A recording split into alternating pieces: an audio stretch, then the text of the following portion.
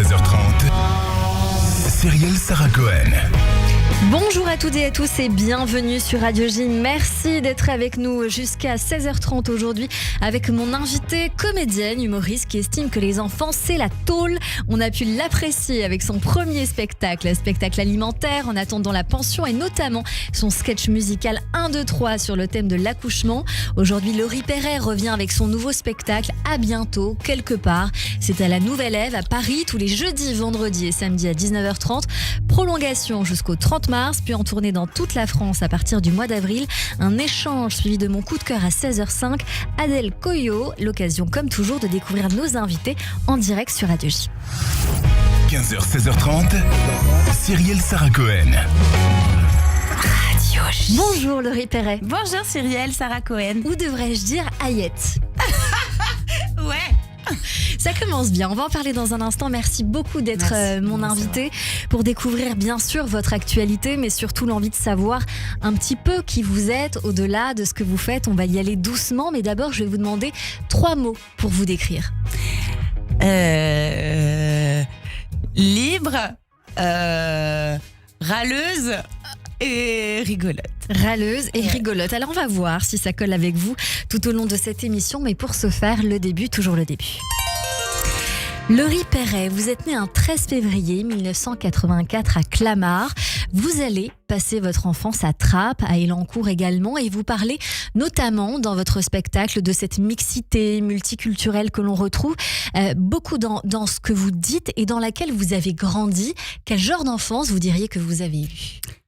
J'ai eu une enfance qui était super. Je trouve que j'ai manqué de rien. Après, voilà, il y avait des moments de galère et d'ennui qui ont créé, qui m'ont rendu créative. Je crois, je regrette rien du tout, même des moments les plus difficiles. Donc, je trouve que j'ai passé. En tout cas, j'ai aimé l'endroit où j'ai grandi. J'ai grandi à Élancourt-Morpas, qui est à côté de Trappes. J'ai pas grandi à Trappes, j'ai fait de l'impro à Trappes. Et j'avais des copains de toute horizon sociale et de toute origine ethnique. Et on s'est bien marré. Et je crois qu'en banlieue, on cultive beaucoup. On a des principes de loyauté et d'amitié. Et je crois que quand on s'aime, c'est un peu pour la vie. Et du coup, ça rend cette amitié vraiment très... ça a une grande valeur. On ne peut pas se faire du mal. Donc, quand on risque de perdre un ami, c'est très grave entre nous. Voilà. Donc, moi, j'ai les mêmes amis depuis que j'ai 10 ans. Je vous confirme, on va en parler dans un instant, mais tout doucement, durant votre adolescence, vous allez fréquenter une école d'impro. Ouais. Vous venez de l'évoquer il y a une seconde. Vous intégrez la compagnie Déclic Théâtre, ce qui va vous faire un point commun avec Arnaud de Samer, que j'ai reçu, mais pas seulement. Jamel Debbouze, Alban Ivanov, vous êtes très nombreux. Et puisque l'amitié, c'est sacré, c'est une rencontre par peut-être le fruit d'amis communs, Issa Doumbia, qui va vous pousser à cela. Comment est arrivé le déclic ? C'est marrant parce que la compagnie s'appelle Déclic Théâtre. C'est Issa qui a le plus le déclic que moi, en fait, parce que quand on se rencontre, c'est un coup de foudre amical. On passe nos journées à se vanner. C'était la grande époque des ta mère. Vous vous rappelez de ce livre, Ta mère ceci, ta mère cela. Donc on passait nos journées à inventer des ta mère et à inventer d'autres types de vannes. Et on devient très complices. Et c'est lui qui très rapidement me dit « Mais viens faire de l'impro », qui était une discipline que je ne connaissais pas du tout. Et quand je découvre l'impro et les garçons qui sont à l'impro, c'est double coup de foudre amical pour ces garçons-là, que je rencontre à 15 ans, j'en ai 40, c'est toujours mes amis. Et coup de foudre pour la discipline, qui était, ce que je raconte souvent, c'est que c'était pas le petit hobby du mardi soir, comme quand on s'inscrit à la gym ou autre chose. Nous, c'était très vite du très haut niveau, on faisait des tournées, on faisait des spectacles, et on passait nos journées ensemble, et le soir, on faisait des ateliers d'impro, et après les ateliers, on faisait des spectacles, on vivait ensemble. Vous viviez ensemble, on entend qu'il y a donc l'humour, la comédie qui rentre dans votre vie, mais au départ, Laurie Perret, c'est la musique qui a une place importante. D'ailleurs, je crois savoir qu'en 3e, il y a une anecdote, vous avez fait chanter toute la classe, et vous êtes fait virer pour ça. Ouais. Absolument, vous êtes très bien renseignés. J'embrasse la personne qui m'a renseignée. J'ai l'impression que vous avez des très bonnes infos depuis tout à l'heure. Vous me regardez en quoi? J'ai l'impression que vous connaissez quelqu'un que je connais. Oui. Ouais, j'ai fait ça et j'étais très fière de moi parce que dans mon carnet de liaison, il y avait marqué renvoyé de l'école. J'étais renvoyée de l'école pour quelques jours. Motif fait chanter la classe. Alors, qui m'a sourcé? D'habitude, je ne le dis pas, mais comme je sais qu'elle est en train de nous écouter et que je l'embrasse. C'est Loïs. Ouais. C'est ma copine depuis le CM2, Héloïse. Par le grand fruit du hasard, j'ai travaillé avec Héloïse, qui est une personne formidable, que j'aime beaucoup. Donc voilà, c'est elle qui m'a renseignée. C'est pas mon amie Héloïse, hein, c'est ma sœur. Ouais, je m'en doutais. C'est ma sœur. Je m'en doutais. Et alors, aussi fou que ça puisse paraître, Laurie Perret, j'ai appris en travaillant sur cette émission qu'à 25 ans, en 2009, vous faites vos débuts sur scène là-dedans. Cette nuit, Non mais Intenable insomnie, la folie me guette. Ouais. racontez-nous ça. Je rêvais de musique, je rêvais de scène, et puis je passe l'audition, je suis pas reçue. Et en fait, le casting en cours de route, très rapidement d'ailleurs, le casting bouge. Ils se défont du premier rôle féminin parce qu'il y a un truc qui fonctionne pas entre eux. La doublure devient premier rôle et du coup ils se mettent à chercher une nouvelle doublure. Et là, le casteur qui est Bruno Barberes, qui est une sommité, Le plus grand casteur de Paris, voire d'ailleurs. Exactement, qui m'appelle donc quand son numéro il s'affiche sur votre téléphone. C'est pourquoi. Waouh. Et je me rappellerai toujours, je croyais que c'était une vanne au début. Heureusement qu'il avait marqué son numéro parce que sinon j'aurais pensé que c'était un pote qui me faisait une fausse vanne. Et il me dit voilà, écoute, on va refaire un casting pour cette doublure, mais on va prendre beaucoup de gens. Et je suis tombée sur ta fiche. Et quand j'écris beaucoup sur une fiche, c'est que j'aime bien la personne et je vois que ta fiche est griffonnée. Donc je voudrais que tu reviennes. Et puis j'ai décroché le casting. Et vous devenez donc Constance Weber. Je deviens d'abord Sophie Weber, qui est mon rôle à tous les jours et qui doit doubler Constance. Ouais. Constance. Et donc, vous connaissez bien Merwan Rim, j'imagine, et Michelangelo Loconte, que j'ai reçu, qui sont deux personnes extrêmement délicieuses. Tout à fait. Ouais. C'était mes copains de scène. Mais c'était des souvenirs formidables, cette histoire de Mozart, l'opéra rock. Pour bien être précis, c'est un rôle chanté. Ouais. Et bien chanté, parce qu'en réalité, c'est le premier rêve de Laurie Perret. Et j'ai senti, en vous écoutant un petit peu partout, qu'il y a quand même une petite douleur là-dedans. Même si aujourd'hui, vous le gardez sur scène, on le voit bien, parce que vous continuez à chanter, mais c'était le premier rêve. Ouais, mais Cyrielle, je suis pas dac. Parce que ça me va. Parce que ça y est, j'ai vraiment aucune frustration. Je trouve que la vie, elle est rigolote parce que parfois, on a justement un rêve et le chemin qui nous amène à ce rêve-là va peut-être nous faire découvrir autre chose. Et du coup, c'est ce qui s'est passé. Mais en déviant pour l'humour que j'ai fait vraiment au début pour gagner des sous, parce que j'étais en galère avec ma fille, aujourd'hui, c'est devenu comme une sorte de plan B qui a un peu trop marché. Mais je suis infiniment épanouie parce que je mets de la musique dans mes spectacles. J'aurais sans doute cette frustration-là si je me le permettais pas. C'est ça. Mais on se rend pas compte à quel point c'est hyper intéressant de régler une vanne. Moi, ça me passionne.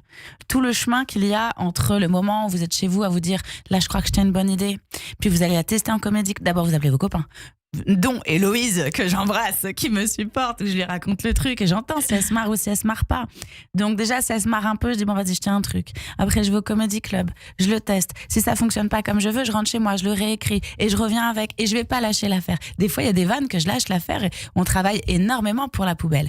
Mais il y a des vannes où on va se battre pour aller jusqu'au bout. Et quand vous arrivez à ce que cette vanne, ça devienne une vanne qui tue, mais le bonheur, c'est grisant, c'est de la menuiserie de vannes. Et ça, c'est vraiment très intéressant. Et en tout cas, ça me comble assez pour n'avoir pas de frustration de ne pas avoir avoir pris le chemin A. De toute façon, vous le savez, il n'y a pas de hasard. J'espère que vous le savez. De toute façon, on va en parler, même si vous dites... Alors, ça m'a beaucoup amusé dans le dernier spectacle où vous dites que tous ceux qui sont adeptes du développement personnel, ça devient insupportable. Mais il y a ces phrases qui restent quand même. Vous allez alors, avant d'en arriver là, vivoter pendant une dizaine d'années entre la chanson, les petits rôles, auteur aussi pour la grosse émission sur Canal+, et même rédactrice en publicité. Racontez-nous brièvement ces 10 années. En fait, c'est ces trois choses-là qui m'animent. J'arrive pas à choisir. j'ai besoin de manger, j'ai besoin de m'épanouir. La musique, j'en ferai gratuitement. Il y a aucune voilà, il y a aucun sujet là-dessus. C'est quelque chose qui me passionne. Au bout d'un moment, on réfléchit, on se dit qu'est-ce que je sais faire, qu'est-ce qui pourrait être rémunérateur. Et je me dis tiens, peut-être que l'écriture, il y a une sorte de métier plus sérieux. Vous voyez ce que je veux dire? Un truc qui est pas de saltimbanque, quoi. On essaye de se rassurer qu'il y ait la suite des études. Donc je me dis tiens, quelle espèce de métier sérieux rassemblerait un peu mes passions créatives? Je me suis dit, publicitaire. Publicitaire, c'est un métier où on n'a jamais le même sujet, on doit réfléchir, on doit trouver des idées, on doit écrire. Bon, voilà, ça peut me convenir. Donc, j'ai fait ça, un temps. Et ça s'est pas super bien passé parce que je suis tombée sur des gens pas très sympas. Je me suis aperçue que c'était un milieu de requins. Je me suis fait virer de mon premier boulot de rédactrice parce que j'étais stagiaire et que mon maître de stage m'avait volé mon idée. Donc je me suis rebellée parce que comme je l'ai dit au début, je suis râleuse et en fait je suis plus gueularde que râleuse. Donc j'ai gueulé et je me suis faite virer. Et ça m'a mis des leçons où je me suis dit en fait je suis en train de faire des compromis pour rentrer dans une case. Et au final j'ai l'impression que cette case elle est même pas plus simple que celle qui semble être plus atypique finalement. Donc allons dans le vif du sujet et devenons chanteuse et comédienne. Et de là j'ai vivoté, comme vous le dites, oui, effectivement, à faire des petits rôles, à chanter dans des cabarets. Il y a eu des trucs plus glorieux comme Mozart, l'opéra rock, mais il n'y avait pas de choses pérennes, quoi. J'avais pas de sérénité de carrière. Et puis, un jour, on me propose de faire un concours d'humour parce que j'ai aussi tout un cursus d'humour avec l'improvisation. Ce que je rédige est très souvent humoristique. Il y a toujours un truc d'humour qui est avec moi. J'ai toujours eu le cul entre deux chaises, entre chanter et faire rire. Et puis un jour, on me propose de faire de l'humour parce que j'accepte parce qu'il y a de l'argent à la clé. Et ça fonctionne très bien. Et je me dis, bon, qu'est-ce que je vais faire après? Et comme ça fonctionne bien, je recommence. Et ça fonctionne encore bien, donc je recommence. Et au final, je l'ai pas fait. C'était pas un rêve. Et je crois que c'est surtout, ça m'a permis de aussi garder les pieds sur terre. Je me suis pas enflammée quand ça a fonctionné. Au contraire, de manière très pragmatique, je me suis dit merde, ça fonctionne. Qu'est-ce qu'on fait maintenant?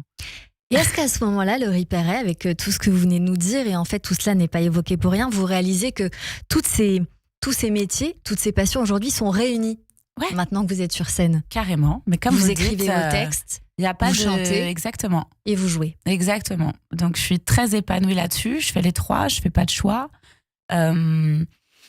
Et puis, comme vous dites, il n'y a pas de hasard. Je crois que c'était la formation que on m'a envoyée pour qu'aujourd'hui j'ai ces aptitudes-là, ouais.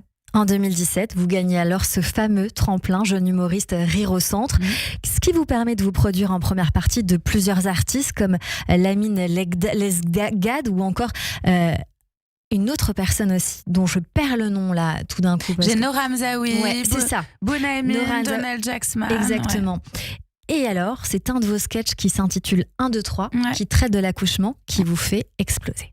Et ça fait 1, 2, 3, c'est le nombre de ses doigts. 1, 2, 3, qu'il met à l'intérieur de moi. Et 1, 2, 3, c'est le nombre de centimètres. Et ça me fait pas plus mal qu'une bonne levrette. On a bien mis ça sur Radio J, je vous confirme. Ce sketch, c'est donc celui qui va vous permettre de vous faire repérer, Laurie Perret. Comment ça se passe? Parce qu'il me semble qu'à partir de ce moment-là, ça va très vite pour vous. Alors en fait, moi, j'étais déjà produite. Donc j'avais déjà mon spectacle et puis ça remplissait, mais c'était pas la galère, mais c'était pas la folie. Et puis à ce passage radio auquel personne ne s'attend parce qu'on fait, comme je le suis aujourd'hui, un peu de promo pour parler de nos spectacles respectifs et tout. Donc, je n'ai pas de pression. Alors, je suis très traqueuse quand même. Mais je mesure pas que il n'y a pas d'enjeu, quoi. Et en plus, Koé me met très à l'aise. Donc, je joue ma chanson, ils sont pliés de rire, je rentre chez moi, c'était cool. Et puis, en fait, sans m'en avertir, ils découpent la vidéo et ils la postent et ils me préviennent pas. Et donc moi j'étais en train de manger en terrasse, j'avais pris quelques jours de vacances, j'étais avec une copine dans le sud. Si vous avez le deuxième spectacle, c'est ma copine de Saint-Tropez. Ok, la fameuse dont on n'a pas vraiment le nom, mais je crois qu'il vaut mieux pas. Elle s'appelle Fanny, on l'embrasse. Et on est en train de déj, et je crois que mon téléphone il merde. Et je crois qu'il y avait un bug sur mon téléphone, parce que ça brûlait de notifications. Ouais. Et donc, c'était une journée vraiment folle, quoi. C'était très euphorique. Et puis très vite après, c'est vrai que ça a changé un peu la donne et c'était génial, quoi. Vous décidez alors de monter votre premier spectacle qui s'intitule Spectacle alimentaire en attendant la pension. Vous le jouez un petit peu, mais là concrètement ça devient un carton. Ce spectacle-là, comment on peut le définir ?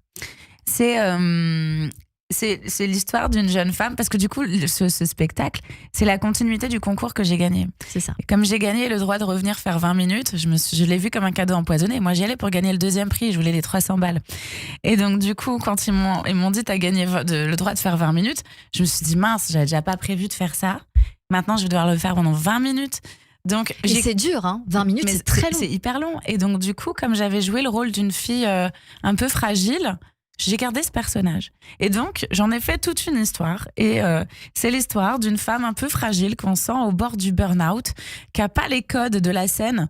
Elle n'est pas du tout professionnelle, cette pauvre femme. Elle ne sait pas ce qui se dit de ce qui ne se dit pas. Donc, elle sort tout ce qui lui passe par la tête. Et surtout, elle a écrit des chansons pour sa fille. Et elle vient les chanter. Et à chaque fois, elle explique pourquoi elle a écrit la chanson, ce qui donne lieu à des sketchs. Voilà. Est-ce que vous considérez toujours votre fille Jana comme votre principale source d'inspiration ? Parce qu'il y a une évolution quand même. Ouais, il y a une évolution. C'est ma vie, ma principale source d'inspiration. Et c'est vrai que dans le premier spectacle, c'était beaucoup axé sur la maternité, parce qu'effectivement, quand on a des enfants en bas âge, la maternité est omniprésente. Quand ils commencent à devenir plus autonomes, on récupère aussi un peu de notre autonomie à nous et de nos vies. Donc effectivement, aujourd'hui, la thématique est plus large. Donc je veux dire que ce qui m'inspire, en vrai, c'est ma vie. C'est votre vie, mais il y a quand même un petit bout de votre fille dans ce nouveau spectacle. À bientôt peut-être. Vous racontez à quel point. À bientôt quelque part. Vous racontez à quel point elle vous fait la misère, notamment lorsque vous voulez refaire votre vie. Ouais. Elle qui n'a qu'un seul objectif, justement, que vous ne la refassiez pas. C'est très drôle. On va écouter un petit extrait. Aïe, aïe, aïe, non, 40 ans bientôt. Je vous dis, je sors trop, je bois trop. Après, ils m'ont mis de l'eau, c'est con, hein. Après, il m'arrive un truc formidable depuis un peu plus d'1 an qui n'arrange absolument rien à mes affaires. C'est que j'ai enfin obtenu la garde alternée. Il y a des gens en garde alternée dans la salle. Ouais, regarde. Ah non, j'allais dire tu bois du coca. Non, t'as déjà défoncé ta coupe. Évidemment. Ils s'en foutent, ils en ont plus rien à branler des gosses, je te jure. C'est incroyable la garde alternée, parce que moi avant j'étais en garde exclusive, tu vois, mais ça m'a foutu dans une merde fluo, parce qu'avant j'avais un week-end sur 2 pour faire ce que j'aime faire, à savoir de la merde, alors que maintenant je le fais 1 semaine sur 2, tu vois. J'alterne entre semaine paire, semaine impaire, semaine détox, semaine detox. Ah, je suis crevée, je sais plus si je suis Super Nanny ou Amy Winehouse. Après, les 2 sont mortes, hein. On trouve toujours votre piano, votre marque de fabrique, j'ai envie de dire, le Riperet. Même si cette fois, ce n'est plus un jouet, vous êtes professionnalisé. Vous ne délaissez pas ce style cru, cash et surtout cette énergie incroyable. Ouais, je sais pas où je vais la chercher, mais des fois je suis fatiguée. Bravo, franchement bravo, ça dépote totalement. Et vous gardez en même temps ce côté un peu naïf, drôle, amusant comme ça. Vous jouez beaucoup avec votre public, c'est très agréable. Et je voulais savoir si vous êtes aussi comme ça dans la vie. Il faut demander à mon entourage. Regardez, non, vous le savez. Regardez. Non, alors j'ai un grand oui du côté de la fenêtre. Je crois que parfois je suis pire dans la vie, je suis très fatigante. Dans ce spectacle, à bientôt quelque part, il est joué à la Nouvelle Ève, je tiens à le rappeler. C'est depuis le 11 janvier, jeudi, vendredi et samedi à 19h30. Puis vous partez en tournée dans toute la France et même plus loin à partir du 4 avril. Vous ne chômez pas. Ce spectacle, je tiens à continuer d'en parler tout de même. On vous découvre en tant que femme, certes seule, mais très accompagnée, quarantenaire surtout. Vous nous expliquez comment et pourquoi vous vous sentez bien malgré ce quotidien dépeint comme un enchaînement de catastrophes divertissantes dont vous êtes l'unique responsable. Et forcément, j'ai encore envie d'écouter un extrait. Non, 40 ans bientôt. Je te jure, je me sens trop bien. Après, c'est vrai que je mène une vie parsemée d'embûches que je me suis créée de toutes pièces. Là, par exemple, tu crois que j'ai une frange? Pas du tout, j'allume mes clopes à la gazinière. Il y a pas longtemps, il m'est arrivé un truc qui m'a fait marrer. Je roulais en voiture, vraiment, je roulais comme une folle. J'allais très très vite sur le périphérique. Et là, je fais tomber ma clope sous le siège passager. Qu'est-ce que je fais? En toute logique, moi, je le ramasse. Et quand je suis là, je me fais flasher. Je vois le flash. Et j'ai imaginé la photo.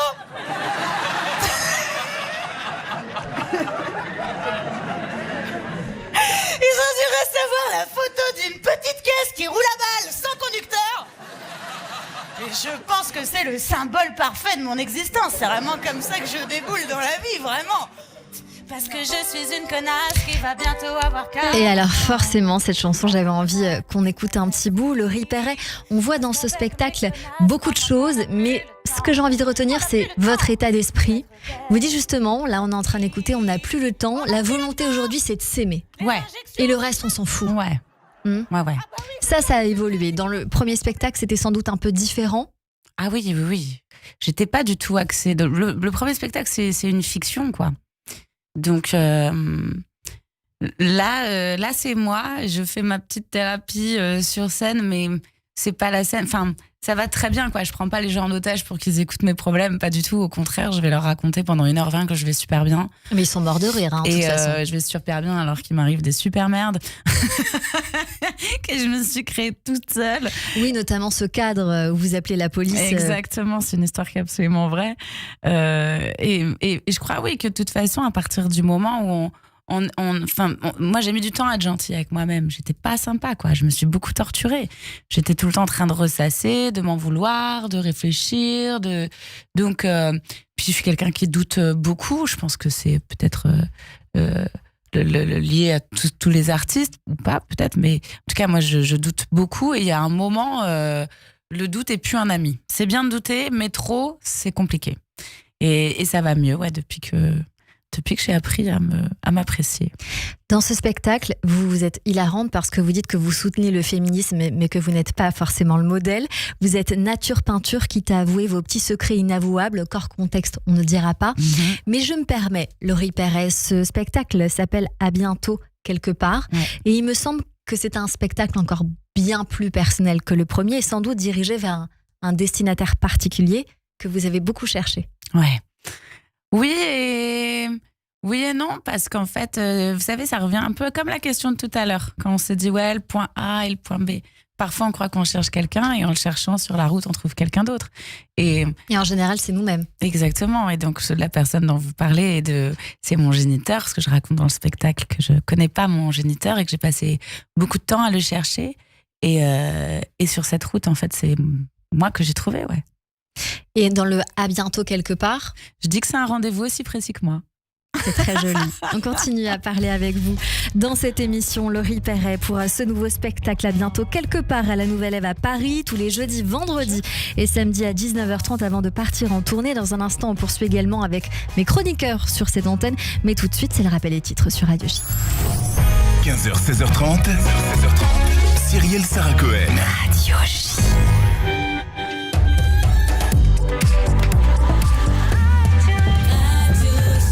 15h30 sur Radio J. Bonjour et bienvenue. Tout de suite, le rappel des titres avec Etani Belaïch.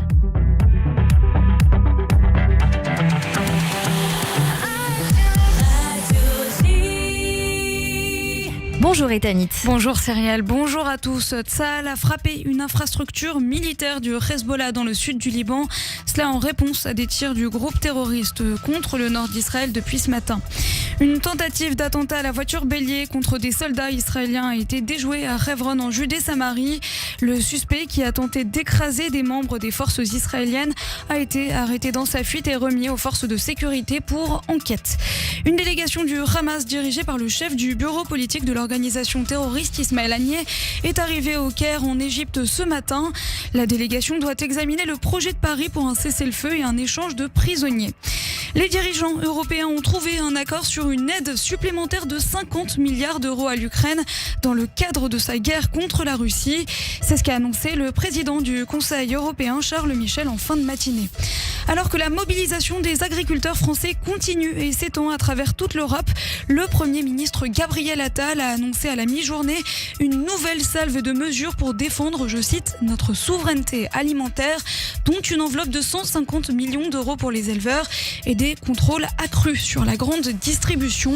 Le président de la FNSEA, principal syndicat agricole de France, salue l'écoute du Premier ministre mais s'interroge sur la surdité de l'Europe face à la crise. Enfin, vous êtes peut-être concernés. Le prix de l'électricité va augmenter de près de 10% à partir d'aujourd'hui.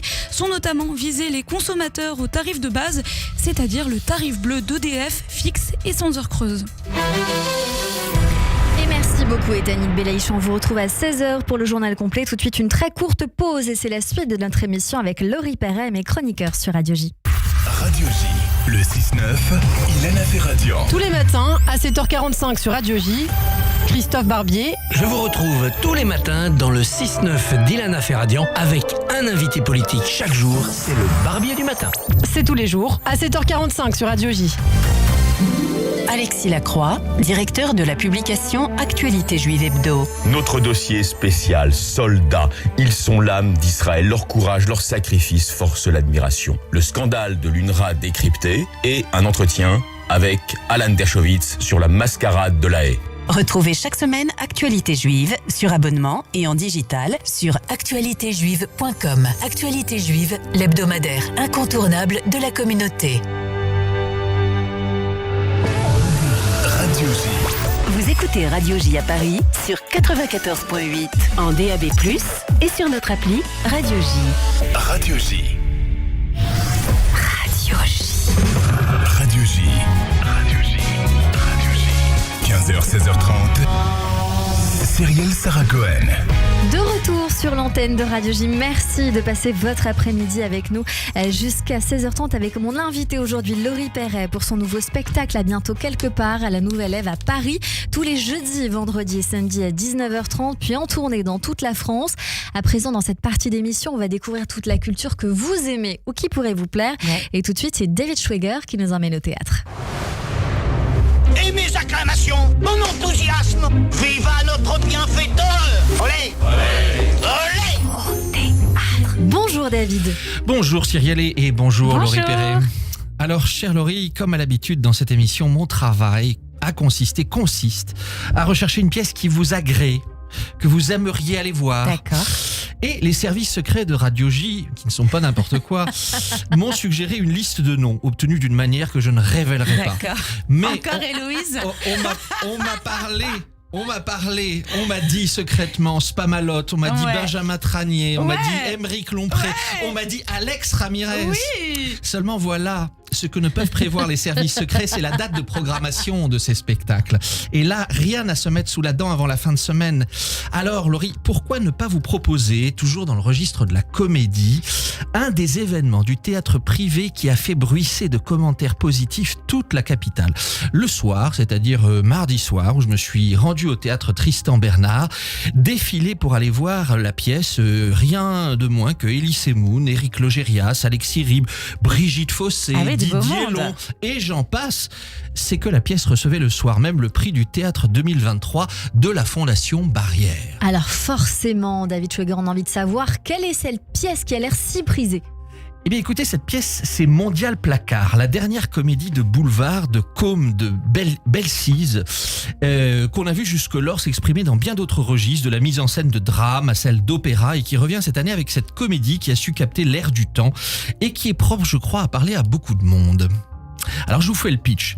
Lorsque Marion, jeune directrice commerciale de l'entreprise de meubles Mondial Placard, est nommée directrice des ventes, grillant la priorité aux principaux mâles dominants de la boîte, les cadres masculins de l'entreprise se persuadent qu'ils sont victimes de discrimination. L'un d'eux décide alors de se travestir en femme pour dénoncer l'injustice. Génial. Vous l'aurez compris, comme de Bellesize imagine un vaudeville d'aujourd'hui dans le monde de l'entreprise, en n'hésitant pas à aborder de front et avec beaucoup d'ironie les épineuses questions soulevées par les luttes intersectionnelle et les nouvelles générations de cadres. Comédie piquante avec situations rocambolesques et quiproquos, Mondial Placard articule plaisir et pensée, divertissement et intelligence, prouvant que le rire, l'impertinence et la légèreté sont les meilleurs outils pour soulever les questions qui agitent notre époque. De fait, on découvre que l'auteur a puisé pour écrire dans les codes de la comédie de boulevard, du marivaudage et du travestissement de genre, afin de proposer une comédie en prise directe avec les interrogations qui agitent notre société. Je continue le pitch. La nomination d'une femme à un poste de directrice au sein de l'entreprise Mondial Placard va faire dérailler les habitudes de management. Les 7 personnages, du sous-directeur phallocrate à la stagiaire ultra-féministe en passant par l'assistante en mal d'amour, tous croquer avec un humour cruel mais toujours tendre, incarner des postures divergentes, interroger les rapports de genre et les difficultés individuelles à s'adapter aux changements de la société. Les désirs de certains, les ambitions de tous, les injonctions contradictoires déclenchent une série d'intrigues, de quiproquos et de situations rocambolesques. Le spectateur suit chaque personnage dans les pièges tendus et les secrets d'alcôve sous le regard du produit phare de l'entreprise. C'est là que ça devient drôle, un placard connecté à une intelligence artificielle qui se mue en psychanalyste des employés déboussolés. Ça devrait exister, c'est génial. Oui, on devrait en commander un pour Radio J, ce serait sympathique. Pour toutes les entreprises. Dans ce laboratoire des relations humaines, tout le monde en prend pour son grade. C'est grinçant, irrévérencieux, libérateur. La comédie permet sans dogmatisme de traiter de sujets a priori clivants. L'humour, l'impertinence et la légèreté, en mettant à distance, permettent d'ouvrir la réflexion sans juger ni donner de solution. C'est bien là tout l'enjeu, faire le pari que le rire nous libère des querelles de chapelle, même les plus complexes, pour penser ensemble notre place dans un monde en mutation. Alors voilà pour le fond, mais un mot peut-être sur la mise en scène et le jeu des acteurs, David Schweiger. Ah oui, parce que le jeu des acteurs, c'est en effet important, Cyrielle, dans une comédie de boulevard qui, comme Laurie le sait, faute d'être bien servie, peut rapidement tourner à l'échec, surtout le boulevard, quand c'est pas bien joué. Ouais. C'est pas le cas avec Mondial Placard, où si les décors, tout en murs de planches de bois amovibles, s'avèrent d'une remarquable efficacité pour structurer, parfois agrandir l'espace, la pièce est surtout servie par une excellente brochette de comédiens qui maîtrisent à la perfection le sens du rythme, mais surtout de la rupture et des enchaînements indispensables à la bonne conduite d'un vaudeville. Une mention spéciale à Guénaëlle Kouzigou, qui interprète une stagiaire ultra-féministe et écolo, drôle et intégriste à souhait, souhaitant avec une vigueur tout à fait convaincante la fin du patriarcat de l'hétéro-cisgenre blanc. Mais mention spéciale également à Claire Guipon, qui, avec tout autant de talent, campe une affriolante secrétaire en mal, si ce n'est d'amour, du moins de ce qui peut lui servir de substitut. Enfin, mention très honorable pour Benjamin Van Germé, ancien élève de la classe libre du cours Florent, qui passe avec aisance de son rôle de Laurent à celui de Laurence, la nouvelle cadre, sous les traits de laquelle il désire démontrer ce qu'il estime être le nouveau favoritisme féministe. Ça donne très envie, mais en conclusion, pour vous, David Schweiger? En conclusion, je recommande d'aller au théâtre Christian Bernard à tous ceux qui déjà aiment les jolies, parfois grosses, parfois énormes ficelles de la comédie de boulevard, à ceux qui aiment les quiproquos, les imitations, les travestissements, les enchaînements farcesques. Ils trouveront avec Mondial Placard une comédie très rodée, déjà primée, comme on l'a dit, et servie par des acteurs de premier plan dans la maîtrise du vaudeville. Ils s'amuseront non sans s'instruire, non sans méditer sur les nouvelles règles en entreprise, les excès du wokisme comme ceux de la beaufrie masculiniste décomplexée, et surtout sur la nouvelle place des femmes en entreprise dans le monde qui vient. Et j'ai envie de dire Amen. Merci beaucoup, David Schweiger. Je rappelle que Mondial Placard est joué au théâtre Tristan Bernard. C'est au 64 rue du Rocher dans le 8e. C'est le mardi et mercredi à 20h, le vendredi à 21h et le samedi à 16h et 21h. Merci beaucoup, David Schweiger. Merci, Cyrielle. Tout de suite, c'est la chronique Flashback. Radio J. 15h, 16h30, Cyrielle Sarah Cohen. Bonjour Corentin. Bonjour Cyrielle et bonjour Laurie Perret, enchanté. On va profiter de vous avoir en plateau avec nous aujourd'hui pour voyager dans votre univers culturel. Alors ce voyage, on va pouvoir le voir comme un petit peu un clin d'œil à votre style sur scène, puisqu'on va le commencer en musique. Et on retrouve une chanteuse-compositrice qui nous vient de Londres, la britannique Olivia Dean, avec son single Echo. On appuie sur play. J'adore.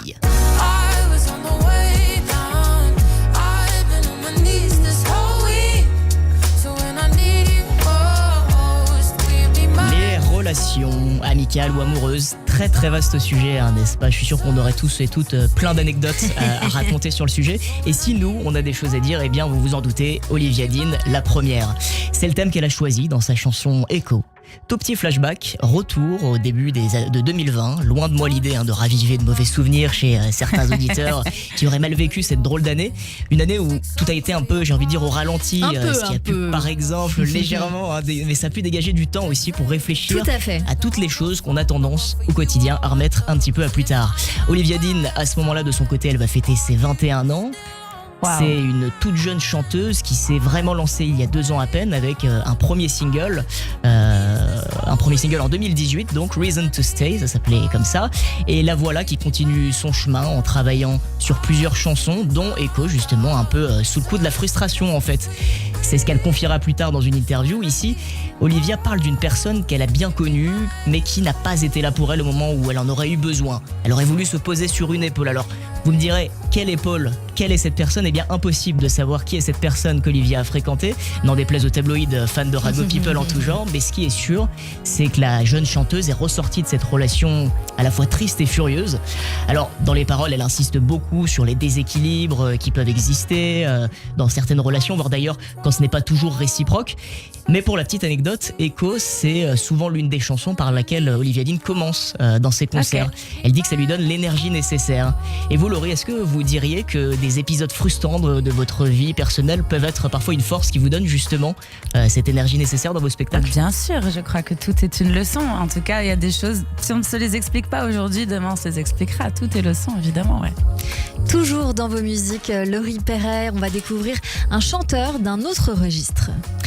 Et presque aussi jeune qu'Olivia Dean, puisqu'il aura 27 ans en mai prochain. Je parle bien sûr d'Omale, cet artiste nigérian qu'on présente de plus en plus comme le phénomène de l'afrobeat, afropop ou afrofusion, on peut l'appeler de plusieurs façons ce courant.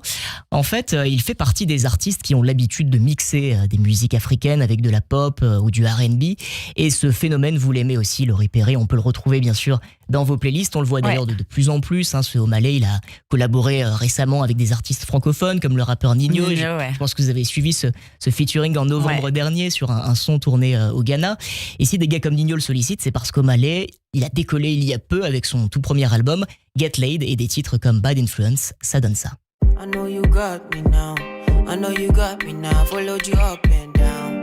Followed you up and down. Followed you up and now I don't lost my mind. Now I don't lost my mind.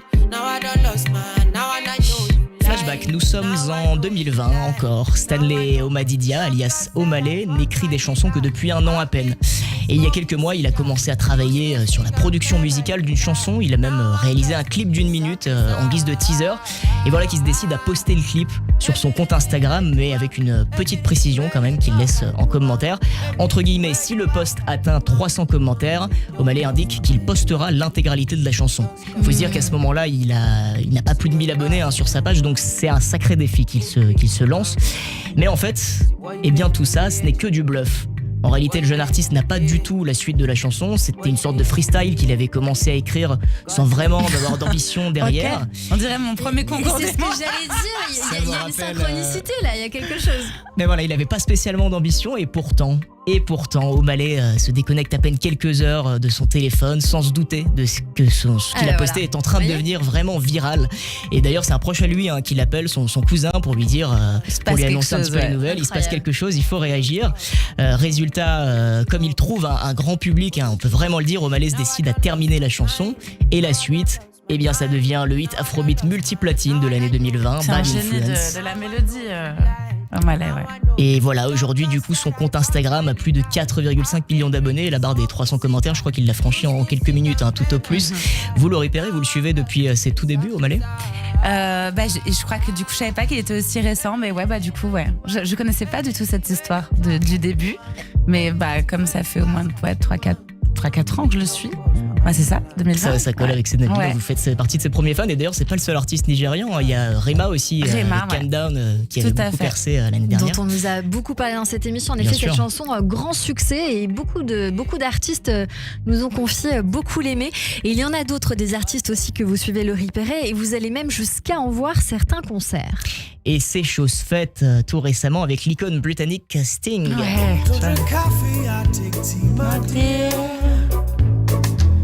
My toast on Bien sûr, Laurie, vous avez bien reconnu les paroles d'Englishman in New York, sorti en 1987. L'homme aux 40 ans de carrière et aux plus de 100 millions d'albums vendus dans le monde entier, ce n'est pas rien. Il marquait un petit peu son grand retour dans la capitale en décembre 2023 avec un concert à l'Accor Arena de Bercy. La dernière fois qu'il était passé à Paris, c'était en avril 2015 au Zénith, puis il y avait une tournée européenne et avec quelques autres passages en France en 2016. Qu'est-ce que ça vous a fait d'assister à son concert, Laurie? C'est la première fois que vous l'avez vu sur scène? Ouais, c'était la première fois. Écoutez, il est incroyablement beau. Il a 62 ans. Et non, mais il est superbe. C'est quelqu'un. Et voilà. Vous fermez les yeux, c'est le disque, quoi. La voix, elle bouge pas. Enfin, ouais, il est incroyable, c'est une légende. On a de la chance de la voir encore parmi nous, en bonne forme, qui tourne. Enfin, je trouve que c'est un modèle, ce monsieur. Ouais. Et les concerts, pour ça, c'est l'occasion unique, en tant que fan, de vivre une connexion supplémentaire. Absolument. Et des émotions à l'infini avec ses artistes préférés. À côté de ça, vous rêvez d'aller voir une autre artiste, la chanteuse, l'icône britannique, elle un peu plus récente, mais Adele. C'est mon rêve. Mais je viens avec vous, Laurie Perret. Ah ouais, avec plaisir. Mais je veux y aller à Vegas, c'est trop canon. Ouais, là c'est le summum. Mais je fatigue tout mon entourage avec Adele, Je viens avec vous. La chanteuse de 35 ans, Adele, elle avait marqué son grand retour, elle, pour le coup, en 2021 avec son album 30, et dont on écoute l'un des titres phares, Easy on Me. Et depuis 2022, elle a un petit rituel avec un rendez-vous hebdomadaire qu'elle donne à tous ses fans dans la salle Colosseum du Caesars Palace à Las Vegas. Ça s'appelle Weekends with Adele, et vous l'évoquiez justement, Las Vegas. À chaque fois, ça se joue à guichet fermé, bien sûr, mais tout a une fin. Et le 15 juin prochain, elle l'a annoncé, ce sera la toute dernière représentation de l'artiste Adele. Elle qui préfère se concentrer un petit peu plus à l'avenir sur sa vie personnelle. Vous pensez réussir à avoir des places, Laurie, 15 juin avant là, la fin? C'est ce 15 juin là. Oh là là. Le timing est très serré. C'est trop surtout serré. que ça se joue vraiment à guichet fermé. Non, mais surtout vous êtes en tournée, vous n'arrêtez pas. Aïe.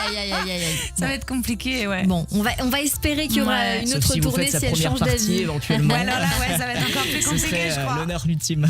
On va poursuivre avec un peu de lecture, et j'ai envie de dire c'est un livre que j'aime particulièrement aussi, tout comme vous, Laurie Perret, un livre de Paolo Coelho. Ah oui. L'Alchimiste, un conte philosophique de Paolo Coelho publié en 1988. Vous aviez 4 ans à ce moment-là, Laurie.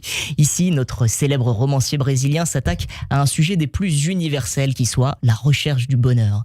Sans doute l'ultime quête d'ailleurs pour tous les êtres humains. Personne n'aspire à être malheureux, j'ai envie de dire, dans la vie en même temps. En bref, dans L'Alchimiste, on se met à suivre le parcours d'un jeune berger, Santiago, c'est son nom, qui pense être en quête d'un trésor. Mais en fait, il comprend rapidement que c'est bien plus une quête spirituelle à laquelle il fait face. Et ce personnage, on va pouvoir rapidement s'identifier à lui. Ici, Coelho nous expose tout plein de secrets un peu fondamentaux pour parvenir au bonheur, des mécanismes d'action et de pensée qu'on peut mettre en place. Il y en a pas mal, mais d'abord, l'auteur s'attache beaucoup à expliquer qu'il existe plusieurs façons déjà d'être heureux, plusieurs façons de vivre notre quotidien et les premiers petits bonheurs qui sont à portée de main. Et d'un autre côté, parfois on passe beaucoup trop de temps, on dépense beaucoup trop d'énergie à vouloir le chercher, ce bonheur. On en oublierait presque de vivre en fait par moments l'instant présent, et c'est cette forme d'association que fait Coelho avec l'Alchimiste, accéder au bonheur par le fait de vivre le moment présent. Vous l'aurez compris, c'est un livre qui nous pousse vraiment complètement à la réflexion, et je vais simplement terminer par lire l'une des citations phares de cet ouvrage.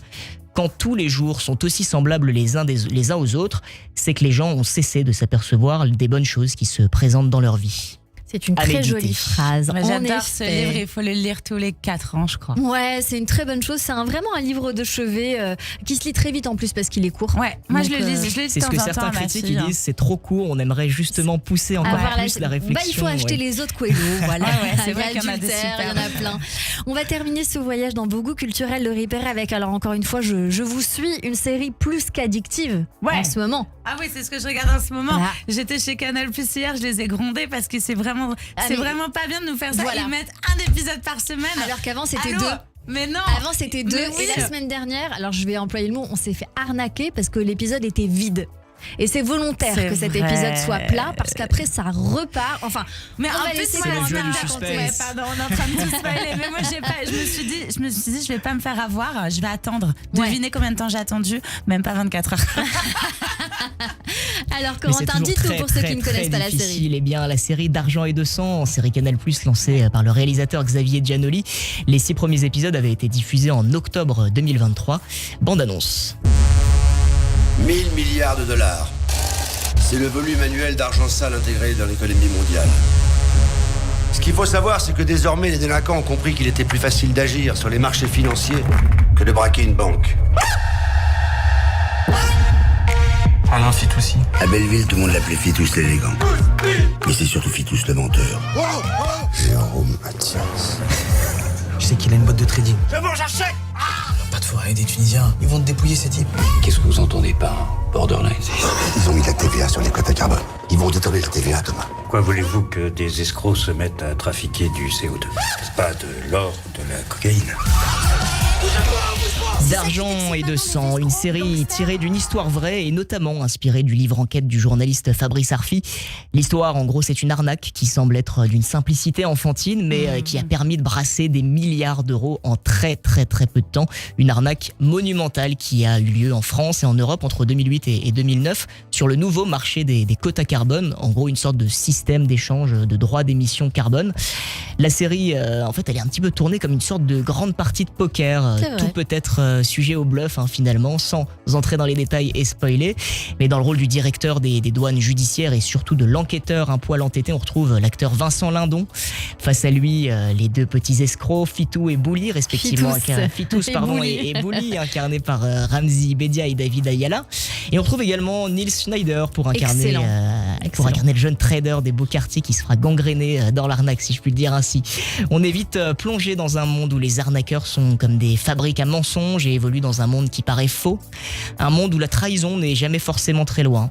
En ajoutant un peu de fiction à la réalité, on peut dire que Giannoli essaye de questionner une forme d'indécence qui est poussée au plus haut niveau. L'indécence, en fait, d'une époque où peuvent régner argent et sang, littéralement. La deuxième partie, avec 6 autres épisodes, un par semaine, a commencé à sortir à partir de lundi dernier, le 22 janvier. D'argent et de sang, donc, c'est une série à découvrir sur Canal+. Merci beaucoup. Merci. C'était le deuxième épisode, il me semble, enfin le troisième épisode en réalité. Voilà, non, parce qu'il y a eu la première semaine, ils en ont mis 2. Ah oui, et la semaine dernière, ils en ont mis 1. Attendez, d'argent et de sang, je suis très assidue. Vous avez raison. Merci beaucoup. À retrouver bien sûr en replay sur Canal pour ceux qui nous suivent et qui veulent regarder la série. À conseiller. Merci beaucoup Corentin Le Guinedjar pour nous avoir fait encore voyager dans les goûts culturels de notre invité. Avec grand plaisir. Radio J. 15h, 16h30, Cyrielle Sarah Cohen. Laurie Perret, je vais vous demander une très grande concentration parce qu'après cette émotion, une autre émotion, beaucoup plus personnelle cette fois, avec une phrase d'Oscar Wilde qui a dit « Parfois nous pouvons passer des années sans vivre du tout et tout à coup notre vie entière est concentrée dans un seul instant. » Faisons ça, si vous le voulez bien, ensemble, maintenant, avec 10 questions pour encore mieux vous connaître. Ok. Laurie Perret, si vous aviez la possibilité de reprendre votre vie depuis le début, vous changeriez quoi? J'ai envie de dire rien parce que je suis très heureuse aujourd'hui. Et si ça n'impactait pas le résultat aujourd'hui, j'aurais ma fille plus tôt. Quel conseil alors donneriez-vous à un enfant et peut-être à la vôtre pour réussir sa vie? Je lui donnerais le conseil de toujours chercher à se plaire à soi-même et pas de vivre au travers le regard des autres. Voilà, d'être fier des décisions qu'on prend. Quel a été ou quel est le plus bel âge de votre vie et pourquoi? C'est celui de maintenant. Et il y a évidemment toute l'euphorie de la maternité qui a été la plus belle chose pour moi dans la vie. Depuis le jour où j'ai su que j'étais enceinte jusqu'à sa naissance, c'était incroyable. Et puis aujourd'hui, là, 40 ans, je trouve ça génial. Y a-t-il eu une grande erreur ou une erreur que vous avez potentiellement résolue? Je sais pas. Qu'aimeriez-vous faire, Laurie Perret, mais que vous ne faites pas? Poser des vacances, vraiment, pour de vrai. Y a-t-il une chose que vous avez fait cette année et dont vous vous souviendrez toute votre vie? Y a plein de choses que j'ai fait cette année dont je me rappellerai toute la vie. J'ai écrit un spectacle, j'ai décidé de le produire. Plein de décisions qui ont été difficiles à prendre et qui aujourd'hui me rendent fière. Et Je vais essayer de pas me décevoir. Et si je me déçois parfois, c'est pas grave aussi, parce que personne n'est parfait. Si je vous parle d'amour, alors, cela résonne comme quelque chose de souffrant ou de vivant? Les deux. Parce que c'est pas drôle s'il n'y a pas d'enjeu. Si vous pouviez changer une chose sur votre corps ou sur votre personnalité, ce serait quoi? Peut-être que je me rajouterais des centimètres, je suis un peu petite. Une autre question, Laurie Perret. Si vous étiez présidente, si j'étais présidente, quelle serait la première des mesures? La première des mesures, c'est compliqué, il y a plein de mesures à mettre en place, mais je crois qu'aujourd'hui, il y a plein de gens qui manquent de plein de choses. Enfin, il y a des écarts qui sont incroyables, et je crois que j'essaierai au maximum de les réduire, parce que c'est inentendable que des gens dorment dehors, c'est inentendable que des gens ne survivent pas, n'aient pas accès aux soins de première nécessité, c'est inentendable. Pour terminer, Laurie Perret, qu'aimeriez-vous que les gens retiennent de vous? Ma bonne humeur. Merci beaucoup d'avoir répondu à ces questions. Je rappelle qu'on peut retrouver cette séquence en podcast sur le YouTube de Radio J, radioj.fr et sur toutes les plateformes d'écoute de l'émission. Radio J. 15h, 16h30, Cyrielle Sarah Cohen. Allez, vous restez encore avec nous sur Radio J dans un instant. Notre coup de cœur du jour, notre experte Judith Cohen-Solal. Mais tout de suite, la pause musicale également, suivi du journal de l'info. Restez avec nous sur Radio J.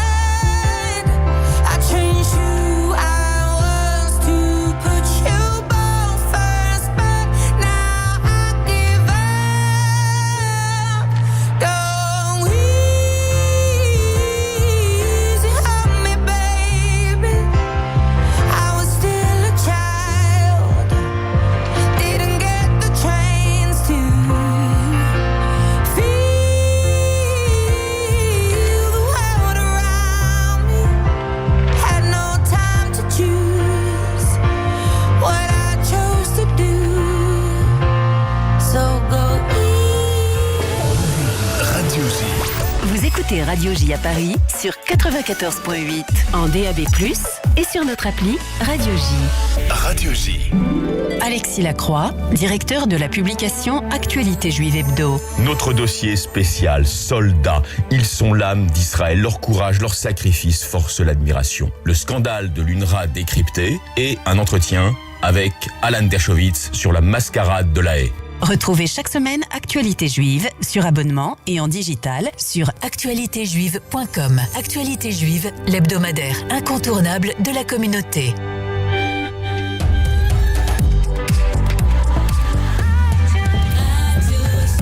Il est 16h sur Radio J. Bonjour et bienvenue. Tout de suite, le journal de l'information avec Etamit Belaïch.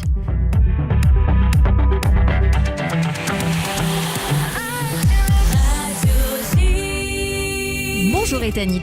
Bonjour Cyrielle, bonjour à tous. On ouvre ce journal avec l'accord pour la libération des otages qui se dessine un peu plus chaque jour. Le chef du Hamas, Ismaël Haniyeh, en exil au Qatar et ce jeudi au Caire en Égypte pour des discussions sur un accord de trêve avec Israël. Pascal Sunshine. Sur l'ordre du jour, notamment la durée de la trêve et aussi le nombre de détenus sécuritaires palestiniens qui seront relâchés par Israël et dans quelle proportion. Selon le Wall Street Journal, l'organisation terroriste réclamerait la libération de 150 détenus pour chaque soldat otage. Le Qatar et l'Égypte poussent également à une trêve suffisamment longue pour couvrir toute la période du Ramadan qui commence dans un peu plus d'un mois. La réponse du Hamas ne sera de toute façon pas connue avant plusieurs jours, puisqu'il faut aussi la décision de Yahya Sinwar à Gaza. Notre correspondante en Israël, Pascal Sunshine. Les combats se poursuivent dans le nord et dans le sud de la bande de Gaza au 118e jour de guerre. Les soldats de la division 162 continuent d'opérer dans le centre de Gaza City. Après avoir identifié une escouade terroriste dans la zone, la brigade Nahal a dirigé un avion à leur rencontre, avion qui a éliminé plusieurs terroristes dans la zone. Dans le même temps, dans le sud, les membres de la 98e division combattent toujours dans l'ouest de Khan Younes. Les forces présentes dans la ville ont identifié un lance-missile à longue portée. Lance-missile détruit à l'aide d'un avion de combat de Tsahal. Des Américains poursuivent l'Iran en justice pour le massacre du 7 octobre. Ils accusent le pays d'avoir orchestré et financé l'offensive du Hamas en Israël qui a tué 1200 personnes. Parmi les 67 plaignants figurent des personnes blessées ou prises en otage puis libérées, ainsi que des proches de personnes assassinées.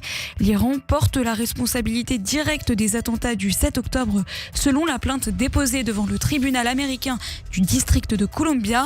Même si le rôle joué par l'Iran dans les attaques n'est pas clair, un ancien officier du renseignement et de l'armée américaine estime que les tactiques sophistiquées utilisées par le Hamas pour attaquer Israël indiquent que Téhéran a très probablement joué un rôle dans cette attaque menée sur plusieurs fronts. Alors que la colère agricole s'est invitée à Bruxelles dans la journée, le président de la Fédération nationale des syndicats d'exploitants agricoles appelle les agriculteurs à retourner au travail. Le mouvement ne cesse pas, mais il se transforme, résume Arnaud Rousseau. La FNSEA et les jeunes agriculteurs appellent leurs membres à travailler avec les préfectures et les ministères pour mettre en application les annonces faites par le Premier ministre Gabriel Attal en début d'après-midi. Mesures annoncées pour répondre aux revendications des agriculteurs mobilisés partout en France depuis une quinzaine de jours. La colère agricole ne cesse néanmoins de s'étendre à travers tout le continent et le président de la FNSEA s'interroge sur la surdité de l'Europe face à cette crise inédite. Concernant la question agricole, cette Europe technocratique, nous ne la comprenons pas et nous constatons que les sujets portés autour du Green Deal et singulièrement du Farm to Fork, le fameux de la fourche à la fourchette qui est la déclinaison agricole, n'est pas au rendez-vous. Constatez que dans toute l'Europe, au terme de ces 5 années de mandat, les agriculteurs se lèvent massivement pour dénoncer des politiques iniques et le symbole de l'incompréhension grandissante entre une technostructure murée dans ses bureaux à Bruxelles et les réalités de ce que nous vivons dans nos exploitations. Ça n'est pas tenable. Arnaud Rousseau, le président de la FNSEA en conférence de presse cet après-midi. Autre mobilisation, celle des enseignants qui sont aujourd'hui en grève pour lancer un avertissement à leur ministre. Avertissement sur leurs conditions de travail, leur salaire, mais aussi l'école publique. Une colère attisée par les déclarations de la ministre Amélie Oudéa-Castéra. Peu après sa nomination au début du mois de janvier, à Paris, une manifestation s'est élancée à 14h du Jardin du Luxembourg en direction du ministère de l'Éducation à l'appel des principaux syndicats du secteur. Un enseignant sur 5 suivrait le mouvement d'après les chiffres officiels. C'est près d'1 sur 2 du côté des chiffres des syndicats. Enfin, le Parti socialiste a validé sa liste pour les européennes, liste qui sera conduite par Raphaël Glucksmann. Et comme l'a annoncé le premier secrétaire du Parti socialiste, Olivier Faure, les militants se prononceront dans une semaine, le 8 février, sur cette liste et sur celui qui la conduira pour le scrutin qui aura lieu en juin prochain. Le PS est actuellement crédité par les sondages de 8 à 10% des intentions de vote, soit environ 10 candidats en position éligible. Et merci beaucoup Etani Belaïch, on vous retrouve demain à partir de 14h. En attendant une petite pause et on poursuit notre émission avec mon invité Laurie Perez sur Radio J. Géopolitique, le MAG. Bonjour, c'est Steve Nadjar. Je vous attends tous les jeudis soirs à 21h sur Radio J pour Géopolitique le MAG. Nous commenterons l'actualité internationale pour vous aider à mieux comprendre les enjeux d'un monde qui bouge au Moyen-Orient. Mais pas seulement. Je reçois cette semaine Olivier Rafovitch, le porte-parole de Tsahal. À ce soir.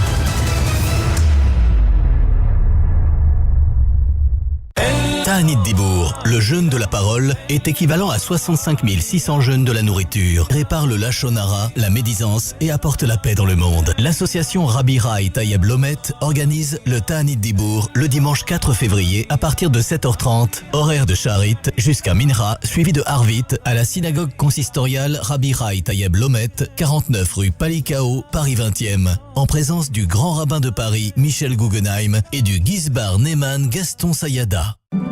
Alexis Lacroix, directeur de la publication Actualité Juive Hebdo. Notre dossier spécial, soldats, ils sont l'âme d'Israël, leur courage, leur sacrifice force l'admiration. Le scandale de l'UNRWA décrypté et un entretien avec Alan Dershowitz sur la mascarade de la haie. Retrouvez chaque semaine Actualité Juive sur abonnement et en digital sur actualitéjuive.com. Actualité Juive, l'hebdomadaire incontournable de la communauté.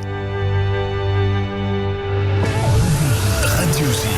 Vous écoutez Radio J à Paris sur 94.8 en DAB+, et sur notre appli Radio J. Radio J. Radio J. Radio J. Radio J. Radio J. 15h, 16h30. Cyrielle Sarah Cohen. Rebonjour à toutes et à tous et bienvenue sur Radio J. Si vous venez de nous rejoindre, merci d'être avec nous avec notre invitée aujourd'hui, Laurie Perret, pour son nouveau spectacle. À bientôt, quelque part à la Nouvelle Ève, à Paris, tous les jeudis, vendredis et samedis à 19h30, puis en tournée dans toute la France. À présent, on va découvrir un coup de cœur, toutes les deux. Laurie Perret, c'est tout de suite sur Radio J. Radio J. 15h, 16h30. Cyrielle Sarah Cohen. Bonjour Adèle Coyot.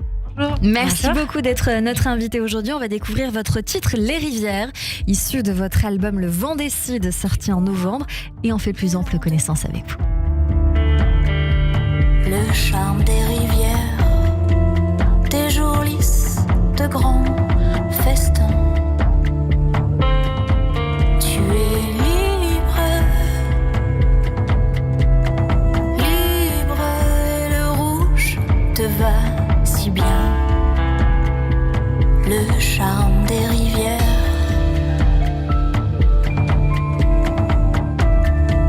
Tu te perds, change de chemin. Tu es libre, comme les bateaux sur les flots. Lève les voiles, courons la tête sous l'eau, devant le charme des rivières.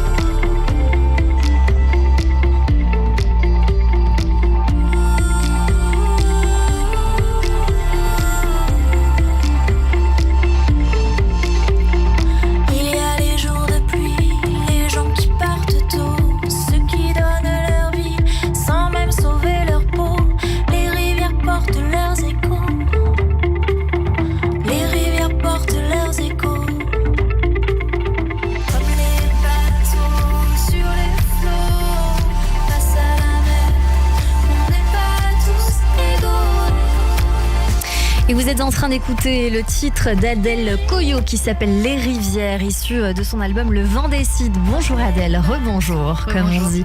C'est un plaisir de partager, de découvrir ce titre qui plaît beaucoup à Laurie Perret. Ah ouais. Et vous êtes parlé, vous avez confié que cet album, il me semble, qui s'intitule donc Le Vent décide, on écoute les rivières, on va écouter les orages, les touches écoulées, est inspiré de votre chez vous. Oui, entre autres, aussi de mon enfance, mais du fait que je vienne aussi d'Auvergne, d'un territoire assez préservé, donc très inspiré par la nature et l'imaginaire autour de tout ça. J'y suis allée il n'y a pas très longtemps en Auvergne, donc c'est assez marrant. Et le grand air, en effet. Ouais, il y a un grand air, c'est très agréable. Ouais, très agréable. Cet album, on y trouve vos premiers amours, notamment un style folk, mais pas seulement, parce qu'il y a de l'électro-pop, il y a un petit mélange de tout, c'est ce que vous dites. Complètement, parce qu'à la base, moi, je suis vraiment guitariste, donc toutes mes premières maquettes et toutes les compositions que je fais, c'est vraiment guitare-voix. Et après, je me suis entourée aussi d'autres personnes pour travailler un son un peu plus moderne avec notamment Delair, qui est un réalisateur clermontois. Et du coup, pour amener aussi des influences que j'aime beaucoup, des influences plus pop, électro, voilà. Comment la musique est arrivée à vous ou inversement ? Je pense qu'il y a eu plusieurs étapes. Déjà, c'était très très important au sein de ma famille quand on était enfant. Mon papa écoutait énormément de musique à la maison. Et c'était quelque chose de très important aussi dans nos voyages ou dans la voiture, quoi. Donc c'était des moments très très très importants. Une musique qui vous a inspiré ? Un style qui vous a inspiré ? Beaucoup par des chanteurs comme Jacques Higelin, Bachung. Mais après, la musique et mon premier rapport à l'écriture, surtout, c'est plus tard, quand j'ai eu 17 ans à peu près, en période de bac, un peu de flou artistique, je savais pas trop quoi faire. Et ça a été vraiment comme un refuge, en fait. Et c'est vraiment là que ça a commencé à être important. Vous parlez justement de refuge, vous dites que c'est un espace de liberté, d'émancipation, vous vous accomplissez, et aussi à la fois un jardin secret intime, où vous parlez et d'amour, de blessures, mais aussi d'enfance. Complètement, c'est comme je vous disais, ça a été un rapport assez intime en fait à l'écriture et une importance à ce moment-là dans ma vie. Et c'est vrai que je suis plutôt inspirée par mes histoires, mais aussi parfois beaucoup les relations humaines. J'ai travaillé aussi dans le social quelques années, et donc c'est très connecté à tout ça, et aussi forcément par la nature et mon rapport à la nature. Le rapport à la nature et à la nature humaine, eh bien les orages, on écoute. Je veux les orages au bleu de tes yeux. Je veux les orages. Je veux les orages. Quel est ton nom quand vient le soir? J'ai vu ton double dans le miroir. Quand tu m'as tourné le dos, je vois ton air s'évanouir et l'avenir dans cette triste cage où je vois monter les eaux. Laisse l'élégance des torrents sauvages, la foudre immense. Venir à toi, je veux les orages. Je veux les orages au bleu de tes yeux. Je veux les orages. Je veux les orages au bleu de tes yeux.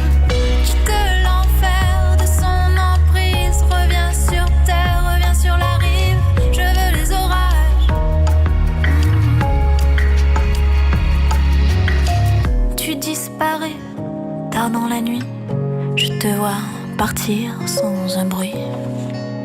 Elle a volé tous tes mots. Prenons la fuite, tu es dans l'ombre, à la lumière de ces mensonges. Tu vas l'enlever de ta peau.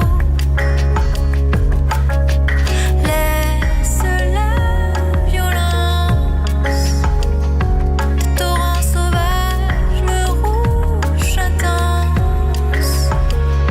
Venir à toi, je veux les orages.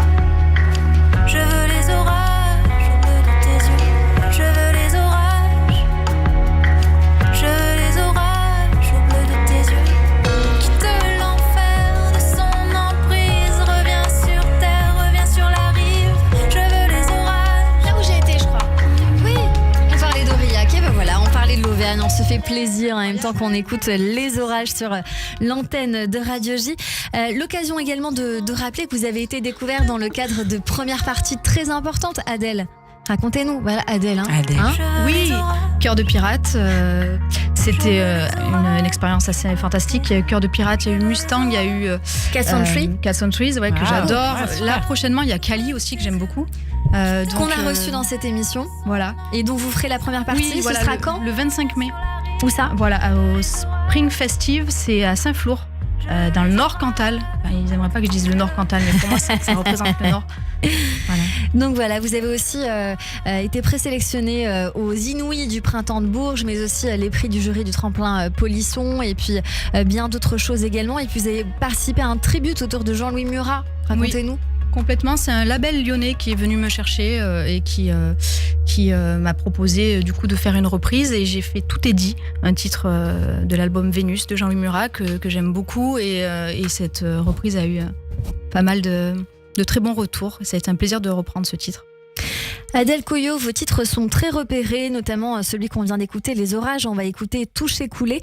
2 titres pour le premier qui a été diffusé sur France Inter dans une émission, et puis dans une playlist de FIB. Donc c'est dire comment vous avez réussi à vous faire repérer, parce qu'on sait que la musique, il y a beaucoup de gens qui essayent et peu d'élus entre guillemets. Je sais que c'est pas évident, mais pour donner un petit conseil justement aux gens qui nous écoutent et qui sont de jeunes pousses, comment ça fonctionne ?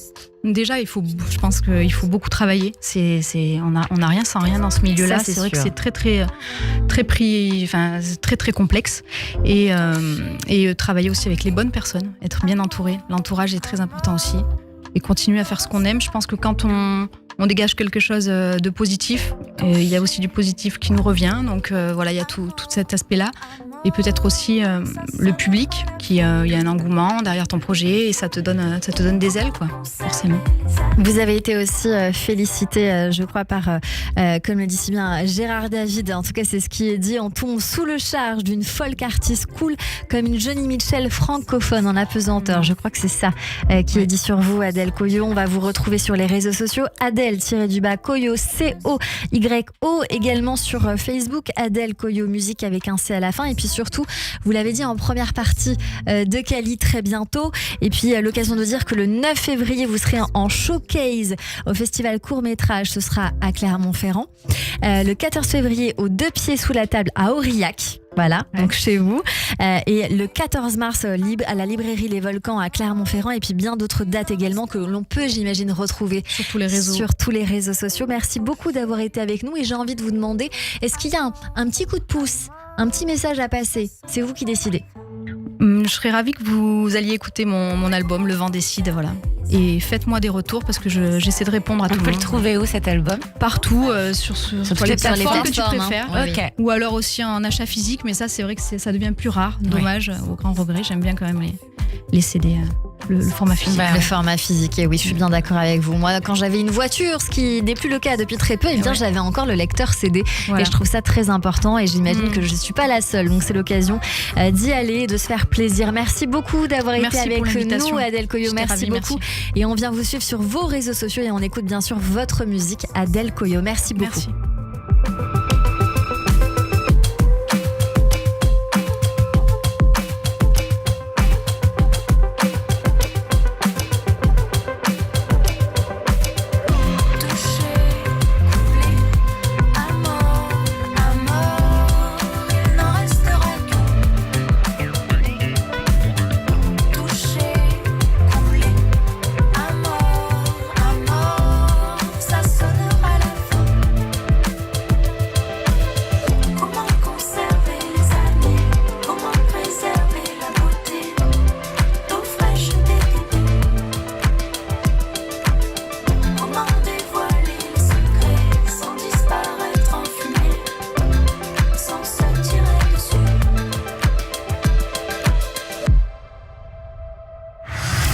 Radio J. 15h, 16h30, Cyrielle Sarah Cohen. Radio J. Radio J. Le portrait psychologique. On vous a pas oublié, bien sûr, Laurie Perret, le temps pour Judith Cohen-Solal de terminer ses petites notes, le temps d'une pause musicale, puisque comme toujours à la fin de cette émission, et c'est la phrase que je dis tous les jours, on a pour habitude de débriefer ces minutes que nous avons passées ensemble, et tout de suite, c'est donc votre portrait, vu par Judith Cohen-Solal. Bonjour Judith. Bonjour Cyrielle. Bonjour. Bonjour Laurie Perret. Enchantée. Enchantée. Eh bien, voilà une belle rencontre sur les ondes avec quelqu'un d'assez solaire qui est en face de nous. Tout à fait. Pleine d'énergie. Vous avez dit que vous étiez libre et rigolote. C'est vrai que c'est ça qu'on ressent à vous voir. Et râleuse, voire gueularde, on va rajouter. Ouais. Donc on sent qu'il y a quand même un endroit où vous êtes un peu en colère.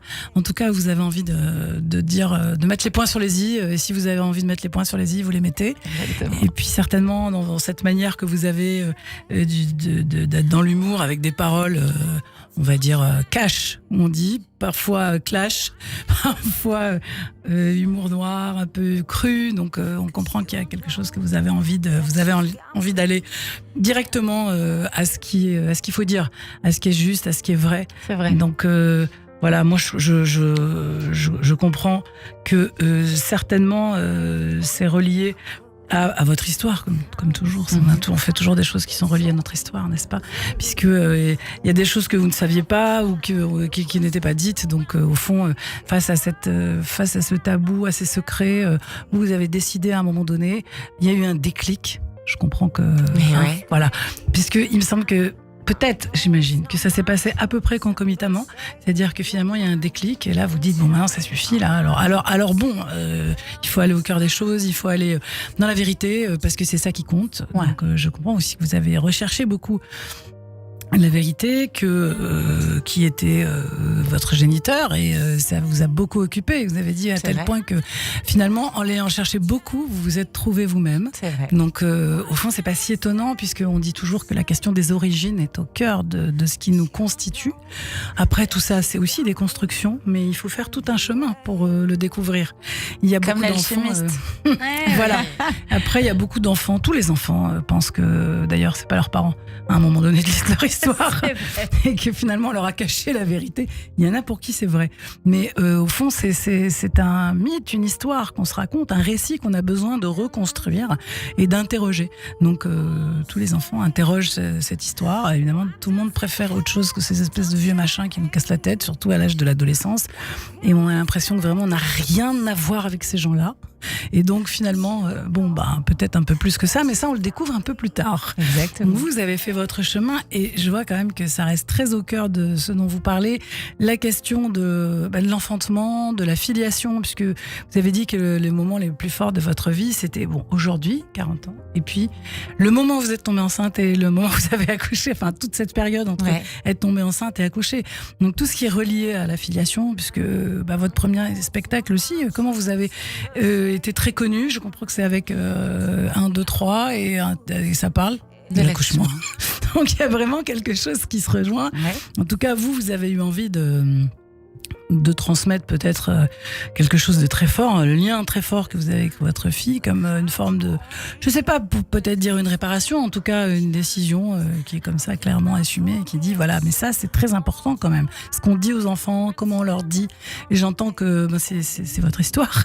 Et puis vous parlez de l'amitié, vous dites que c'est sacré, que vous venez des banlieues, en banlieue c'est très sacré, c'est important. Moi je comprends aussi que finalement ce que vous dites par là, c'est que la famille qu'on se choisit, c'est très important. C'est aussi important que la famille, peut-être plus, puisque on doit instaurer une forme de sororité. Vous avez dit que c'était votre sœur, Héloïse, la fille que vous connaissez en commun, j'ai compris, et que donc vous êtes constitué une famille, et de même comme si au moment de ce déclic, qui correspond peut-être à quelque chose donc de découverte de différentes choses, et vous vous lancez à corps perdu dans l'expression, et d'ailleurs vous dites que vous faisiez famille et que vous viviez ensemble avec les gens. Donc on vit ensemble, et vous avez dit c'est pas un hobby. Non. C'est la vie en fait, une passion. Donc je comprends que vos coups de gueule, vous avez trouvé moyen de les passer dans quelque chose de créatif, de constructif, et que vous avez pu partager avec d'autres. Mais je vous imagine assez bien, en effet, râleuse et parfois, parce qu'on voit bien que ça va. Ça, on on pas n'est continuer dans à la m'avoir. on n'est pas dans la demi-mesure. Voilà. Donc, et ça marche finalement, puisque vous vous donnez entièrement et que finalement, c'est peut-être ça le secret du succès, de la réussite, c'est quand on se donne complètement, quand on n'est pas juste soucieux du regard des autres. Vous avez dit que c'était ça, c'est ça que vous donnez comme conseil aux jeunes. Toujours ne pas toujours chercher à se plaire à soi et ne pas tout le temps être dans le regard des autres. Et je comprends que de toute manière, et je pense qu'on le ressent en tant que spectateur, en tant qu'auditeur, tout ça, quand des gens et des artistes se regardent eux-mêmes ou n'ont que le souci du regard des autres, ben ça passe pas en fait, ça passe pas bien. Ceux qui réussissent vraiment, on sent bien qu'ils sont habités par ce qui les anime, qu'ils le vivent vraiment et que c'est leur moyen d'en sortir, de sortir tout ça. Et là, on est touché et là, ça marche mieux que pour le reste. Et ça, on voit bien que vous mentez pas en fait. Vous n'êtes pas dans le faux semblant. Et ben, ça fait du bien et ça donne des choses qui sont très drôles et aussi très belles. Voilà, et entre Super Nanny et Amy Winehouse, je trouvais que c'était tellement drôle ça. Extraordinaire, le c'est spectacle pas mal est parce super. que du coup, voilà, c'est vraiment, je trouve que ça vous définit vraiment. Entre Super Nanny et Amy Winehouse, bon, vous avez dit elles sont mortes toutes les deux, mais dans l'image, je trouve ça tellement drôle. Je dis bon, après les deux elles sont mortes. Et alors c'est vrai, cet humour noir comme ça, on sait bien que l'humour noir c'est une manière de lutter contre le tragique et c'est une manière de peut-être prendre à bras le corps des choses dont on pourrait être victime, qui nous arrivent, qui pourraient nous abattre, nous faire souffrir, et on se dit non, allez, on y va, et on en parle en fait. C'est une manière de parler de la souffrance aussi, et de la difficulté de ce qu'on traverse, mais au moins on le dit de manière drôle. J'ai une phrase que j'aime bien dire que ce qui ne me tue pas me rend plus drôle. Voilà.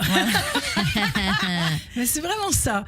Et voilà, et on voit bien que c'est ce moyen-là que vous avez trouvé, qui est très fort, qui permet de partager et de transmettre à la fois des choses difficiles, mais en pensant aussi aux autres. Beaucoup aimé cette phrase que vous avez dit, moi j'ai pas envie, je ne prends pas les gens en otage pour leur raconter les merdes qui m'arrivent. Et ça, je trouve que c'est bien parce que raconter des choses difficiles tout en ne les mettant pas sur la tête des autres, c'est quand même. Je crois qu'on n'est pas là pour ça. Ben, c'est tout un art en fait, et je pense que c'est ça qui vous caractérise. Donc tout ça, c'est très intéressant. Et c'est très drôle. Donc j'ai envie de finir en vous disant que, je sais pas, vous me faites penser à un grand éclat de rire. Alors j'ai envie d'aller voir votre spectacle. Eh ben, je suis ravie. Merci beaucoup. Le travail a donc été bien fait. Merci beaucoup, Judith Cohen-Solal, notre psychanalyste, que l'on retrouve tous les jeudis sur l'antenne de Radio J. Merci beaucoup, Judith. Radio J. 15h, 16h30, Cyrielle Sarah Cohen. Et voilà, c'est la fin de cette émission. Avec mais c'est passé trop Laurie vite. Perret. Ah bah, c'est un beau compliment. C'est le plus beau des compliments, je crois d'ailleurs. Quand le temps passe vite, c'est que c'était bien. Merci beaucoup d'avoir été avec nous. Vous êtes venus nous voir pour votre nouveau spectacle, À bientôt quelque part, que je recommande chaudement. On vient vous voir à la Nouvelle Ève à Paris tous les jeudis, vendredis et samedis à 19h30. Prolongation jusqu'au 30 mars, puis en tournée dans toute la France à partir du mois d'avril. Merci beaucoup pour cet échange. Un mot de la fin qui vous revient. Comment ? Un petit mot de la fin qui vous revient. Bah écoutez, merci pour votre accueil, merci Cyrielle, merci à tous ceux qui sont venus faire des chroniques, c'était incroyable, enfin tout le monde a super bien travaillé, c'était vraiment un plaisir d'être là. J'embrasse ma sœur Héloïse et toute mon équipe et j'espère que vous viendrez le voir le spectacle et je vous dis à bientôt quelque part. À bientôt quelque part avec un grand plaisir, Laurie Perret. Merci à l'artiste Adèle Coyot d'avoir été mon coup de cœur du jour sur l'antenne de Radio J, à la réalisation audio et vidéo Benjamin Arnaud. Merci à toutes et à tous de nous avoir suivis et rendez-vous lundi dès 15h avec mon invité Didier Barbelivien. À lundi et belle journée à tous sur Radio J.